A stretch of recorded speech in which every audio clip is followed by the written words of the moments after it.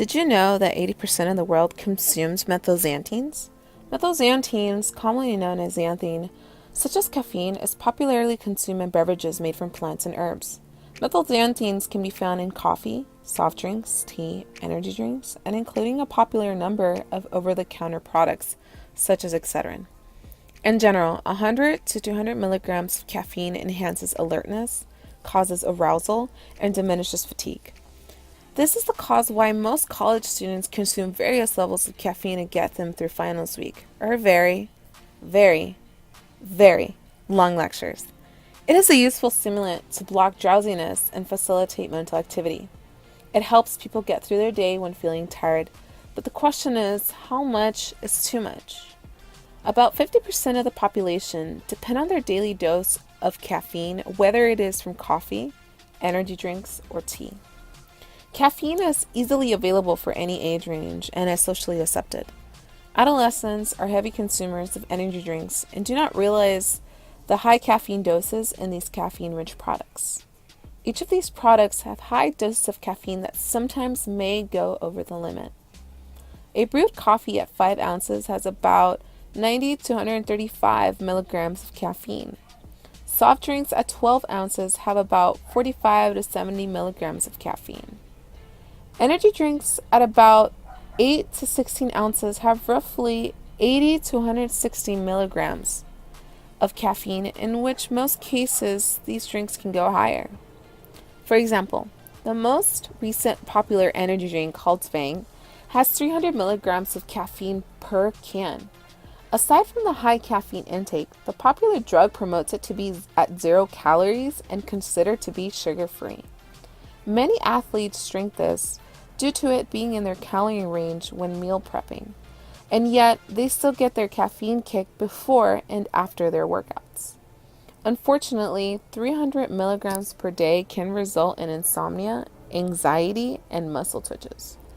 Doses over 500 milligrams can be much worse, causing nausea and clumsiness.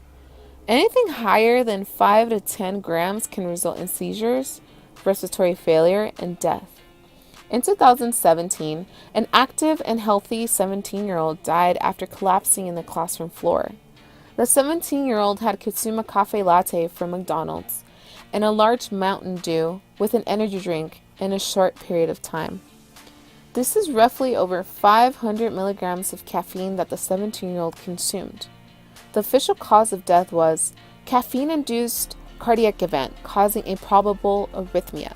The FDA recommends an individual to not consume over 400 milligrams per day for adults, and children and adolescents should not consume caffeine at all.